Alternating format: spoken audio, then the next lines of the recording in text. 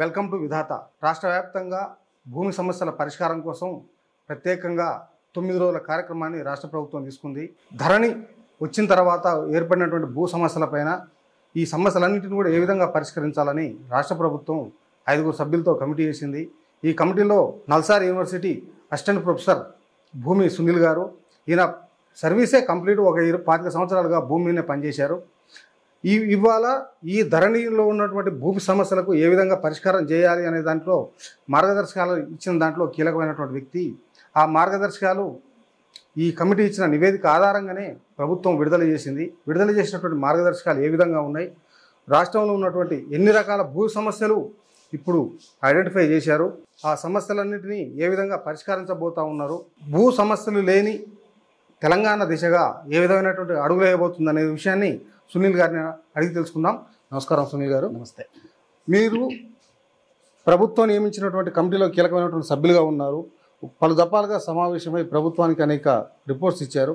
రాష్ట్రంలో ఉన్నటువంటి భూమి సమస్యలు, ఈ ధరణి ద్వారా వచ్చినటువంటి భూ సమస్యలు ఏమిటి, గతంలో ఉన్న భూ సమస్యలు ఏమిటి, నాటి పరిష్కారం తర్వాత ఈ ధరణిలో పరిష్కారం కాకపోవడానికి కారణం, ఇప్పుడు చేపడుతున్నటువంటి స్పెషల్ డ్రైవ్ మీద ఏ విధంగా జరగబోతా ఉందన్నటువంటిది అంటే ఒక 2 స్పష్టతలు ముందుగానే ధరణి కమిటీ యొక్క అధ్యయనము నివేదికలు ఇవ్వటం ఇంకా కొనసాగుతూనే ఉంది. ఈరోజు ఏదైతే ప్రభుత్వం ఒక చర్య తీసుకుందో ఇది ఒక తాత్కాలిక ఉపశమనం. ఇప్పటికే చాలామంది రైతులు దరఖాస్తులు పెట్టుకొని నెలల తరబడి ఎదురు చూస్తున్నారు.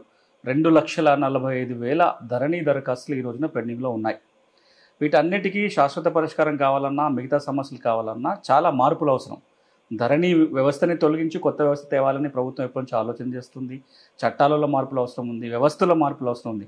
కానీ మనం కనుక చట్టాలలో మార్పులు, వ్యవస్థలో మార్పులు, ఇన్ని మార్పులు చేసుకుంటూ వచ్చేంత వరకు ఆగితే ఇంకా కొన్ని నెలల సమయం పట్టేటట్టుగా ఉంది. అన్ని రోజుల లోపల ఇంతకాలం ఈ సమస్యలు పెండింగ్లో ఉంటే రైతాంగం చాలా ఇబ్బంది పడే పరిస్థితిలో తాత్కాలికంగా ఏం చేయాలని ఆలోచన చేస్తూ దాంట్లో నుంచి వచ్చిన ఆలోచనే ఈ రోజున రాష్ట్ర ప్రభుత్వం ఏదైతే ప్రత్యేకమైన డ్రైవ్ నిర్వహిస్తుందో, ఒక 9 రోజుల పాటు స్పెషల్ డ్రైవ్ నిర్వహిస్తూ ప్రభుత్వం ఒక నిర్ణయం తీసుకుంది. దీనివల్ల ఒక 2 తాత్కాలిక ఉపశమనాలు ఏంటంటే, ఒకటి, ఒక స్పెషల్ డ్రైవ్ అన్నారు కాబట్టి యుద్ధ ప్రాతిపదికన రెవెన్యూ యంత్రాంగం పనిచేస్తుంది కాబట్టి తప్పకుండా కొన్ని దరఖాస్తుల పరిష్కారం, కొంతమంది రైతాంగానికి మేలు జరుగుతుంది. రెండోది ఏం చేశారంటే, ప్రతి దరఖాస్తు పైన కూడా తహసీల్దార్ యొక్క నివేదిక తప్పనిసరి అని చెప్పి ఈ స్పెషల్ డ్రైవ్లో ప్రభుత్వం ఇచ్చిన ఆదేశాల్లో ఉంది. ఇప్పుడు ఏమవుతుంది, దాని మీద నిర్ణయం తీసుకున్న అధికారి ఎవరైనా సరే నివేదిక కింద నుంచి పోతుంది కాబట్టి నిర్ణయాలు సత్వరంగా తీసుకోవడానికి అవకాశం ఉంటుంది.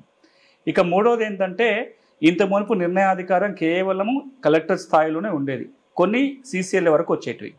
ఈ కొత్తగా ఇచ్చిన ఆదేశాలలో ఏమవుతుందంటే, ఏవైతే కలెక్టర్ స్థాయిలో అవుతున్నాయో వాటిని వికేంద్రీకరిస్తూ కొన్ని జేసీలకి, కొన్ని ఆర్డీఓలకి, కొన్ని తహసీల్దార్ స్థాయిలో చేయమని చెప్పడం జరిగింది. మనం గమనించాల్సింది ఏంటంటే, ఇది ఫస్ట్ ఎయిడ్ లాంటిది. అంటే వెంటనే ఒక యాక్సిడెంట్ జరిగింది, ఒక ఆపరేషన్ చేయాలి, కానీ దానికంటే ముందు అయితే ఫస్ట్ ఎయిడ్ అయితే చేస్తాం కదా. ధరణి సమస్యలకు సంబంధించి కూడా ప్రభుత్వం వెంటనే ఒక ఫస్ట్ ఎయిడ్ చేసే కార్యక్రమం ఈ డ్రైవ్ ద్వారా చేస్తుంది. రాబోయే రోజులలో నా దృష్టిలో ఇంత దగ్గరగా ప్రభుత్వాన్ని ఇన్ని రోజులు చూస్తూ వస్తున్న వ్యక్తిగా సమూలమైన మార్పులు, శాశ్వతమైన మార్పులు, రైతులకి మరింత మేలు చేసే మార్పులు వచ్చే అవకాశాలు కనపడుతున్నాయి. ఇక మీరు అడిగిన దానికి మళ్ళీ మీరు అడిగిన ప్రశ్నల విషయానికి వచ్చినట్లయితే, ఈ రోజున మీరు ఏ రెవెన్యూ గ్రామానికి వెళ్ళినా దాదాపుగా 11,694 రెవెన్యూ గ్రామాలు ఉన్నాయి. ఏ గ్రామానికి వెళ్ళినా వందల సంఖ్యలో రైతులు సమస్యలతో ఇబ్బంది పడుతున్నారు. మీకు కళ్ళకు కనపడుతున్నాయి ధరణిలో పెండింగ్లో ఉన్న 2,45,000 దరఖాస్తులే, కానీ ఎందుకు అన్ని సమస్యలు చూస్తే రిజెక్ట్ అయినవి ఒక 5 లక్షలు ఉన్నాయి. ఇప్పటిదాకా ధరణి వచ్చినప్పటి దరఖాస్తు పెట్టుకొని రిజెక్ట్ అయినవి 5 లక్షలు ఉన్నాయి. ధరణిలో దరఖాస్తు పెట్టుకోలేకపోయినాయి చాలా ఉన్నాయి, ఎందుకంటే మాడ్యూల్స్ లేవు. ఉదాహరణకి నాకు ఓఆర్సీ వచ్చింది ధరణి కంటే ముందు, ఓఆర్సీ మీద పాస్బుక్ తెచ్చుకోవాలంటే ధరణిలో మాడ్యూల్ లేదు. నా చేతిలో ఒక 3080 సర్టిఫికెట్ ఉంది, ధరణిలో మాడ్యూల్ లేదు. నేను అసైన్మెంట్ భూమి లేని పేదగా కొనుగోలు చేశాను, పిఓటి చట్టం కింద జిల్లా కలెక్టర్ రెగ్యులరైజ్ చేశాడు, దాని ప్రకారం పాస్ పుస్తకం తెచ్చుకుందామంటే మాడ్యూల్ లేదు. ఇట్లా ధరణిలో దరఖాస్తు పెట్టుకోవడానికి అవకాశం లేని సమస్యలు కొన్ని ఉన్నాయి. ఇంకొన్ని సమస్యలు 1000 రూపాయలు నేను ఫీజు కట్టలేక దరఖాస్తు పెట్టుకోలే. ఎప్పుడు లేనిది నాకు భూమి సమస్య ఉంది అంటే, సమస్య ఏంది, నాకు భూమి హక్కులకి రికార్డు సమస్య, నేను భూమి సమస్య కూడా అనద్దు, నాకు భూమి హక్కు ఉంది, భూమిలో దున్నుకుంటున్నా, రికార్డులో ఇబ్బంది ఉంది, దరఖాస్తు పెట్టుకోవాలంటే 1,200 రూపాయలు కనీసం ఖర్చు అవుతుంది. 1000 రూపాయలు ప్రభుత్వానికి ఫీజు కట్టాలా, 100 రూపాయలు 150 రూపాయలు ధరణి లేదా మీ సేవ సెంటర్ వాళ్ళకి ఫీజు కడితే తప్ప నా దరఖాస్తుని పెట్టుకోలేను.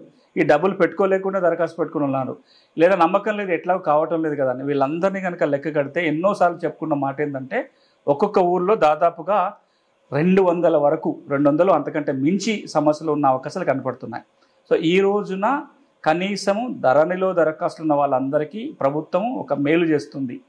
ఇక మరి ఎందుకు వచ్చిన సమస్యలు అంటే ఎప్పటి నుంచో మాట్లాడుకుంటున్నవే. ధరణి వల్ల వచ్చిన సమస్యలు ఉన్నాయి, ధరణి వచ్చిన తర్వాత మిగతా ఏ సమస్యలు పరిష్కారం చేయకపోవటం వల్ల ఉత్పన్నమైన సమస్యలు ఉన్నాయి. రెవెన్యూ యంత్రాంగాన్ని గ్రామ స్థాయిలో దాదాపు మండల స్థాయిలో కూడా ఈరోజున రెవెన్యూ యంత్రాంగం ఏమీ లేదు. ఉన్న రెవెన్యూ యంత్రాంగం కాస్త రిజిస్ట్రేషన్లు మ్యూటేషన్ చేసుకునే యంత్రాంగం మారిపోయిన వల్ల గడిచిన 10 ఏళ్ళుగా సమస్య పేరుకుపోతూ ముదిరిపోతూ ఉంది. గత 10 సంవత్సరాలలో భూపరిపాలన క్షేత్రస్థాయిలో భూపరిపాలన అనేది ఎత్తివేయబడింది అని భావిస్తున్నారా? మీరే ఆలోచన చూడండి, నేను అటం కాదు. గ్రామ స్థాయిలో ఉన్న విఆర్ఓలు విఆర్ఏలు ఈ రోజున లేరు. విఆర్ఓ వ్యవస్థ రద్దయింది. విఆర్ఏలను కూడా వేరు వేరు శాఖలలో విఆర్ఓలతో సహా వేరే చోట్ల అకామిడేట్ చేసుకుంటూ వచ్చాం. తహసీల్ కార్యాలయంలో తహసీల్దారు కంప్యూటర్కి కట్టివేయబడ్డాడు, ఎందుకంటే రిజిస్ట్రేషన్లు చేయాలి కాబట్టి. అధికారి ఆ మండలానికి బాసే కంప్యూటర్ కట్టివేయబడితే మిగతా స్టాఫ్ అంతా ఆయన ఏ కార్యక్రమం చేస్తే దానికి అసిస్టెన్స్ ఇవ్వాలి కాబట్టి ఈ రోజున మండల స్థాయి యంత్రాంగం గ్రామాలకు పోయే పరిస్థితి లేదు. ఆర్డీఓకి అధికారులు ఏమీ లేకుండా పోయినాయి 6 చట్టం కింద. మిగతా చట్టాల కింద ఉంటే చేయాలా చేయకూడదని ఒక పరిస్థితి. ఆర్డీఓ దగ్గర పిఓటి చట్టం కిందనో టెనెన్సీ చట్టం కిందనో ఆ కేసులు వేస్తే మేము తీసుకోమంటే హైకోర్టుకు పోయి చెప్పించుకోవాల్సిన పరిస్థితి. వాళ్ళకే తెలియదు, అధికారులు ఉన్నాయో లేదో తెలియదు. జాయింట్ కలెక్టర్ ఉన్న అధికారాలన్నీ కలెక్టర్కే ఉన్నాయి, కలెక్టరే నిర్ణయాలు తీసుకుంటున్నాడు. అంటే 33 జిల్లాలలో 33 మంది మాత్రమే రెవెన్యూ యంత్రాంగం కనబడుతుంది లెక్క ప్రకారంగా. మరి ఇంతకు మునుపు ఊరికొక్కరు కాస్త జిల్లాకు ఒక రెవెన్యూ అధికారి లాగా మారిపోయిన పరిస్థితి. మరి ఏ సమస్య సాదాబైనామా ఎంక్వైరీ అప్రూవ్ చేయాలన్నా కలెక్టరే చేయాలి, లేకపోతే ఇంకేదో అప్రూవ్ చేయాలన్నా కలెక్టర్ స్థాయిలోనే చేయాలి. ఈ లెక్కన చూస్తే కలెక్టర్ ఒక విఆర్ఓ అయిపోయింది అంతే. అంటే ఇప్పుడు ఒకప్పుడు స్థాయి అధికారి, ఒకప్పుడు గ్రామ అధికారియో మండల అధికారో చేయాల్సిన పనులు కూడా ఈ రోజున జిల్లా కలెక్టర్ స్థాయిలోనే ఉన్నాయి. అప్పుడు ఏం చెప్పారంటే ధరణి సాఫ్ట్వేర్లో వచ్చింది, అక్కడో సమస్యలు ఉన్నాయి కాబట్టి ఆ స్థాయిలో సరిపోద్ది అన్నారు. కానీ వాస్తవ పరిస్థితులు భిన్నంగా ఉన్నాయి. ఈ రోజున ప్రభుత్వం అధ్యయనం చేస్తున్న కొద్దీ చాలా రకాల సమస్యలు బయటపడుతున్నాయి. ఈ రోజున ఈ సమస్యలన్నీ తీరాలంటే సిస్టమిక్ చేంజెస్ అంటారు, అంటే వ్యవస్థీకృత మార్పులు, చట్టాలలో మార్పులు తీసుకొచ్చి శాశ్వత ప్రాతిపదికన మన పరిష్కారాలు చూపిస్తేనే సాధ్యమవుతుంది.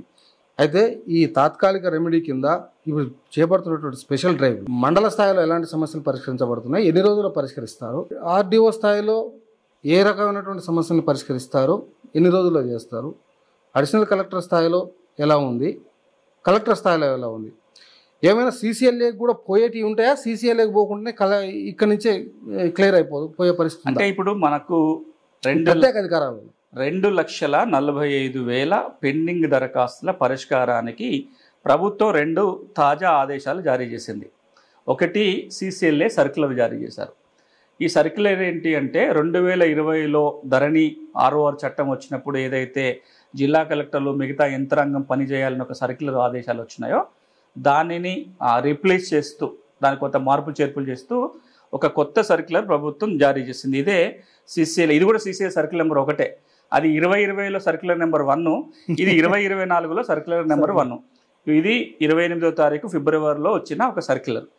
ఈ దీంతో పాటుగా ఒక మెమోను కూడా జారీ చేసింది ప్రభుత్వం. ఈ 9 రోజుల పాటు ఒక ప్రత్యేకమైన రెవెన్యూ స్పెషల్ డ్రైవ్ నిర్వహించడం కోసం ఒక మెమో జారీ చేశారు. అది కూడా ఇదే రోజు అంటే 28 ఫిబ్రవరి తారీఖున జారీ చేయడం జరిగింది. ముందుగా అధికారిక వికేంద్రీకరణ గురించి మాట్లాడాల్సి వస్తే ధరణిలో మనకు ఏ సమస్య వస్తే ఏ మాడ్యూల్లో దరఖాస్తు పెట్టుకోవాలో రకరకాల మాడ్యూళ్ళు ఉన్నాయి. TM33 అని, TM14, TM15 రకరకాల మాడ్యూల్స్ ఉన్నాయి. ఇప్పుడు మీ స్క్రీన్ మీద కనబడుతున్న దాదాపుగా ఇవి ఒక 16 మాడ్యూల్స్. ఈ 16 మాడ్యూల్స్ ఏవైతే ఉన్నాయో దాదాపు అన్ని మాడ్యూల్స్ కూడా అప్రూవల్ అథారిటీ జిల్లా కలెక్టర్.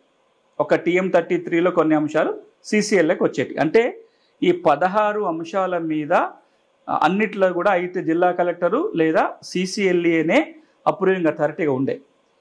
దీంట్లో ఒక 2 భారీ మార్పుల్ని ఈ రోజున ప్రభుత్వం ఈ సర్క్యులర్ ద్వారా తీసుకొచ్చింది.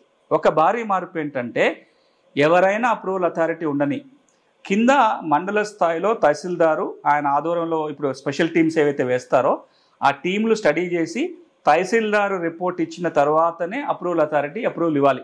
అది అప్రూవల్ అథారిటీ సీసీఎల్ఏ కానీ, ఆర్డీఓ కానీ, జేసీ కానీ, కలెక్టర్ కానీ ఎవరైనా సరే ప్రతి పెండింగ్ దరఖాస్తు మీద తహసీల్దారు నివేదిక తప్పనిసరి. ఇంతకుముందు ఆ రూల్ ఏమీ లేదు. జిల్లా కలెక్టర్ బటన్ నొక్కితే అయిపోయేది. ఆయన కావాలంటే నివేదిక తెప్పించుకుంటాడు. ఏ నివేదిక కూడా అవసరం లేదు, జిల్లా కలెక్టర్ అప్రూవ్ చేయాలంటే చేసేవాడు. కానీ ఇప్పుడు నివేదిక కంపల్సరీ ఉన్నప్పుడు ఏమవుతుంది, కొన్ని జాగ్రత్తలు ఉంటాయి, కొంత స్పీడప్ అవుతుంది. రెండోది కంపల్సరీ పెట్టింది ఏంటంటే అప్రూవల్ అథారిటీ ఎవరైతే ఉంటారో ఈ కింద నుంచి పైదాకా ఎవరైనా సరే వాళ్ళ ఆ దరఖాస్తుని యాక్సెప్ట్ చేసినా రిజెక్ట్ చేసినా, ఆమోదించినా తిరస్కరించినా ఉత్తర్వులు ఇవ్వాలి. ఎందుకు ఆమోదిస్తున్నారో చెప్పాలి, ఎందుకు తిరస్కరిస్తున్నారో కారణాలు చెప్పాలి. ఇప్పుడు ధరణిలో అట్లా జరిగేది కాదు. బటన్ నొక్కటమే, యాక్సెప్టో రిజెక్టో అంతే. యాక్సెప్ట్ అయితే అయిపోతుంది, రిజెక్ట్ అంటే కారణాలు కూడా తెలిసేటి కాదు. ఈ సర్క్యులర్ వల్ల ఏమవుతుంది అంటే తప్పకుండా అప్రూవల్ అథారిటీ ఒక ఆర్డర్ ఇవ్వాలి, కారణాలు చెప్పాలి. ఇది రెండోది. ఇక మూడో మార్పు ఏంటంటే ఈ 15-16 రకాల మాడ్యూల్ని డీసెంట్రలైజ్ చేశారు, కింది దాకా వెళ్ళింది. ఇప్పుడు ఎట్లా మార్చినారంటే తహసీల్దార్ లెవెల్లో ఏం చేయాలి, ఆర్డీఓ లెవెల్లో ఏం చేయాలి, జనరల్ గైడ్లైన్స్ ఏంటి అని కూడా చెప్పి తహసీల్దార్ లెవెల్లో ఉన్నాయి. ఇప్పుడు ఏమున్నాయి తహసీల్దార్లో నిర్ణయాలు తీసుకోగలిగేవి? Application for succession including assignment ఉంది. అంటే నాకు వారసత్వంగా భూములు వచ్చినాయి కానీ పట్టా రాలేదు, దరఖాస్తు చేసుకోవచ్చు. ఇలా ప్రత్యేకమైన కేసు ఏంటంటే చాలా చోట్ల అసైన్మెంట్ భూములు వారసత్వంగా వస్తే పట్టాలు ఇవ్వలేదు. చట్టం ఏం చెప్తుంది, అది అసైన్మెంట్ భూమైనా పట్టా భూమైనా వారసత్వంగా వస్తే మ్యూటేషన్ ఎవరు చేయాలి, తహసీల్దార్ చేయాలి. అసైన్మెంట్ భూములకి ఈ రోజున చాలా మందికి పాస్ పుస్తకాలు లేవు. దీనివల్ల వారసులకి అసైన్మెంట్ భూమి మా తాతకో ముత్తాతకో అసైన్మెంట్ వచ్చింది, ఆయన మనోడిగా నేను వారసంలో ఉన్నాను, నాకు పాస్బుక్ రావాలి, చట్టంలో ఏం అడ్డంకి లేదు. కానీ అవి రాని కేసులు ఉన్నాయి కాబట్టి వాళ్ళందరికీ ఇప్పుడు ఒక అవకాశం ఏర్పడుతుంది. తర్వాత జీపీఏ ఎస్పీకి సంబంధించి తహసీల్దార్కి అన్నిటికంటే కీలకం ఏంటంటే TM14లో ల్యాండ్ గ్రీవెన్స్ మాడ్యూల్ అని ఉంది. అంటే ఏ రకమైన భూమి సమస్యలు ఈ మాడ్యూల్ రాని కూడా ల్యాండ్ గ్రీవెన్స్ కింద దరఖాస్తు పెట్టుకుంటే దాన్ని పరిష్కరించే అధికారం ఈ రోజున ఈ సర్క్యులర్ ద్వారా తహసీల్దార్కి వచ్చింది. ఖాతా మెర్జింగ్ అంటామంటే ఒక మనిషి పేరుతోటి 2 ఖాతాలు 3 ఖాతాలు ఉన్నాయి గ్రామాలలో, దాన్ని మెర్జ్ చేసే అధికారం కూడా తహసీల్దార్కి వచ్చింది. ఇక ఆర్డీఓ లెవెల్కి వస్తే నాలాకు సంబంధించి కొత్త చట్టం కింద నాలా అధికారి ఎవరు, కింద తహసీల్దార్. కానీ కొన్ని చోట్ల పాస్బుక్ లేదు కానీ నాలా కన్వర్షన్ కావాలి అంటే ఇప్పుడు ఆర్డీఓ చేయొచ్చు. అక్వైర్ చేసిన భూములు కావచ్చు, ఎన్ఆర్ఐలకు సంబంధించి కావచ్చు, కొన్ని ఇన్స్టిట్యూషన్లకు ఇచ్చిన భూములకు సంబంధించి కావచ్చు, కోర్టు కేసుని సమాచారం ఇవ్వటం కావచ్చు, మిస్సింగ్ సర్వే నెంబర్ కావచ్చు, విస్తీర్ణాలు తగ్గిపోవటం చాలా ఎక్కువ కనపడతాయి మనకు. సర్వే నెంబర్ పాస్బుక్లో మిస్ అయిందని విస్తీర్ణం, ఇవన్నీ కూడా ఈ రోజున ఆర్డీఓ స్థాయిలో ఎంఆర్ఓ రిపోర్టు ఆధారంగా పరిష్కారం చేయడానికి అవకాశం ఉంటుంది. ఇక కలెక్టర్ స్థాయిలో కనుక అయితే మ్యూటేషన్ సంబంధించి కావచ్చు, సెమీ అర్బన్ ఏరియాల పాస్బుక్ కావచ్చు, కోర్టు కేసుల ద్వారా వచ్చిన వాటికి పాస్బుక్ కావచ్చు, పేరు మార్పిడి చేసుకోవడానికి కావచ్చు, ల్యాండ్ యూసేజ్ మార్చుకోవడం కావచ్చు, ఇట్లాంటివన్నీ కూడా ఒక 50 లక్షల విలువ ఉన్నంత వరకు ఈ లెవెల్లో 5 నుంచి 50 లక్షల విలువ ఉన్నంత వరకు కలెక్టర్ చేయొచ్చు. ఇక ఆ స్థాయిలో కొన్నిటిని మాత్రం సీసీఎల్ లెవెల్లో ఉంచడం జరిగింది. TM33లో ఏవైతే కీలకమైన ఉన్న చేంజ్ ఆఫ్ క్లాసిఫికేషన్ ఇట్లాంటివన్నీ TM33లో ఉన్నాయి. చేంజ్ ఆఫ్ క్లాసిఫికేషన్ భూమి యొక్క అంటే ఇది పట్టా భూమి పొరపాటున ప్రభుత్వ భూమి అని మా పడిపోయి ఉంది, లేదా నోషనల్ ఖాతాలో నా భూమి పెట్టారు, ఆ క్లాసిఫికేషన్ మార్చాలి. అవన్నీ ఇప్పుడు ఎవరు చేయాలి? CCLS స్థాయిలో 50 lakh కంటే విలువ ఎక్కువ ఉన్న భూములు ఏవైతే ఉంటాయో CCLS స్థాయిలో వీటిని తీసుకురావడం జరిగింది. ఇప్పుడు ఏం జరుగుతుందంటే ఈ డ్రైవ్ జరుగుతున్న 9 రోజులలో తహసీల్దార్ నివేదిక తయారు చేస్తారు. నివేదిక ఆధారంగా ఆర్డీఓ, కలెక్టరో, CCLAనో నిర్ణయాలు తీసుకుంటాడు. కానీ 9వ తారీఖు పని ఆగిపోతుంది అంటే కాదు. 9వ తారీఖు వరకు ఏం చేయాలనేది మెమోలో చెప్తున్నారు. 9 తర్వాత కూడా ఈ సర్క్యులర్ అమల్లో ఉంటుంది. ఈ సర్క్యులర్ ప్రకారం ఇప్పుడు నేను ఎవరైతే చేయాలంటున్నానో వాళ్ళు ఆ పనులు చేసుకుంటూనే వెళ్ళాలి. అప్పుడు కాలపరిమితి ఏంటంటే ఒకసారి దరఖాస్తు వచ్చిన తర్వాత ధరణిలో దాని మీద కాల వ్యవధి ఉంది. తహసీల్దార్ వారం రోజులలో తన నిర్ణయం తీసుకోవాలి. అదే ఆర్డీఓ అయితే ఒక 3 days, అడిషనల్ కలెక్టర్ దగ్గర అయితే ఒక 3 days, కలెక్టర్ దగ్గర 7 days ఒక టైం లైన్ పెట్టాను. అంటే ఈ నెల 9 రోజులకు కాదు, ఇది ఆ తర్వాత వచ్చే దరఖాస్తులు కూడా. అందుకే సర్క్యులర్ విడిగా ఇచ్చింది ప్రభుత్వం, మెమో విడిగా జారీ చేసింది. సర్క్యులర్ ఏమో ధరణిలో దరఖాస్తు వస్తే ఏ దరఖాస్తు ఎవరు రిపోర్ట్ ఇవ్వాలి, ఎవరు అప్రూవ్ ఇవ్వాలి అనేది సర్క్యులర్లో ఉంది. మెమో ఏంటి, ఈ 9 రోజుల పాటు ప్రత్యేకమైన డ్రైవ్ ఎట్లా నిర్వహించాలి. ఎందుకంటే ఇప్పుడు కొండంత వరకు పేరుకుపోయి ఉంది, ఆ వరకు చేసుకుంటూనే పోవాలి. కానీ ముందు క్లియర్ చేయడానికి ఏదో ఒక ఎక్సర్సైజ్ అయితే చేస్తాం కదా. ఈ రోజున అంతే, ధరణి దరఖాస్తులు అయితే భారీగా పేరుకుపోయి ఉన్నాయో వాటిని క్లియర్ చేయడం కోసం ఈ మెమో ద్వారా నిర్వహిస్తున్న స్పెషల్ డ్రైవ్. ఆ తర్వాత కూడా పని కొనసాగాలి. 2,45,000 పెండింగ్ దరఖాస్తుల కోసం ఇప్పుడు మీరు స్పెషల్ డ్రైవ్ పెట్టారు. తిరస్కరించబడ్డటువంటి దరఖాస్తులు ఒక 50 లక్షలు ఉన్నాయి. అసలు నేను పోయినప్పుడల్లా 1000 రూపాయలు గట్ట, ఈ 1000 రూపాయలు గొడవ ఏంద్రన్న ఆయన అని చెప్పి అసలు పోవడమే బంద్ చేసింది. నా భూమి కాడికి ఎవడు వస్తాడు, నేనైతే చేసుకుంటున్నా, పోవడమే బంద్ చేసి దరఖాస్తు చేసుకోవడానికి భయపడ్డారు. ఎందుకంటే వీళ్ళందరినీ ఏం చేస్తారు, తిరస్కరించబడ్డ దరఖాస్తుల పరిస్థితి ఏమిటి, అప్లై చేసుకున్న వాళ్ళ పరిస్థితి ఏమిటి? ఇప్పుడు మనం దీన్ని రెండు విధాలుగా ఆలోచించాలి. ఒకటి, ఈ స్పెషల్ డ్రైవ్ అయినా లేదా సర్క్యులర్ కింద దరఖాస్తుల పరిష్కారం అయినా ఇప్పుడున్న వ్యవస్థలో ఆ టెక్నాలజీ అంటే ధరణిలో ఉన్న సాఫ్ట్వేర్ ప్రకారం ఏంది, మీరు ఆన్లైన్లో దరఖాస్తు పెట్టుకుంటేనే దరఖాస్తు కింద లెక్క, మాన్యువల్గా పెట్టుకోవడానికి అవకాశం లేదు. కాబట్టి ఇప్పుడు ఎవరైతే తిరస్కరించిన వాళ్ళు ఉన్నారో, ఇంకా దరఖాస్తు పెట్టుకోని వాళ్ళు ఉన్నారో వాళ్ళు కూడా అప్లై చేయడానికి అవకాశం ఉంటుంది. మళ్ళీ దరఖాస్తు పెట్టుకోవచ్చు.